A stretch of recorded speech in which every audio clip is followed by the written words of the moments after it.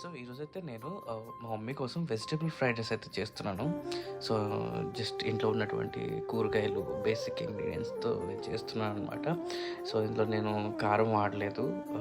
Chilli flakes వాడాను and pepper powder వాడాను. Spicy సరిపోతుంది అండ్ టేస్ట్ కూడా బాగుంటుంది. సో ఇది కొంచెం బ్యాచిలర్స్ బాయ్స్‌కి కానీ అప్పటికప్పుడు చేసుకోవడానికి కానీ కొంచెం సులువుగా ఉంటుంది ఫ్రైడ్ రైస్ అనేది. ఇంతకీ మా మమ్మీ కోసం నేను వెజిటబుల్ ఫ్రైడ్ రైస్ ఎందుకు చేస్తున్నానంటే, మా డాడీ కోసం, నా కోసం మమ్మీ నాన్ వెజ్ వండారనమాట. సో ఆవిడేమో పెరిగేసుకొని తినేస్తా అది ఇది అని చెప్పేసి అంటారు. ఎందుకు మమ్మీ కోసం మనం ఏదైనా చేయొచ్చు కదా, ఏదైనా చేయొచ్చు మమ్మీ కోసం అంటే. సో అందుకే మమ్మీ కోసం నేను వెజిటేబుల్ ఫ్రైడ్ రైస్ అయితే చేసేసాను. సో మీరు కూడా ఇంట్లో ట్రై చేయండి ఖచ్చితంగా. ఎలా వచ్చిందో నాకు కామెంట్ చేయండి. చాలా బాగా వస్తుంది.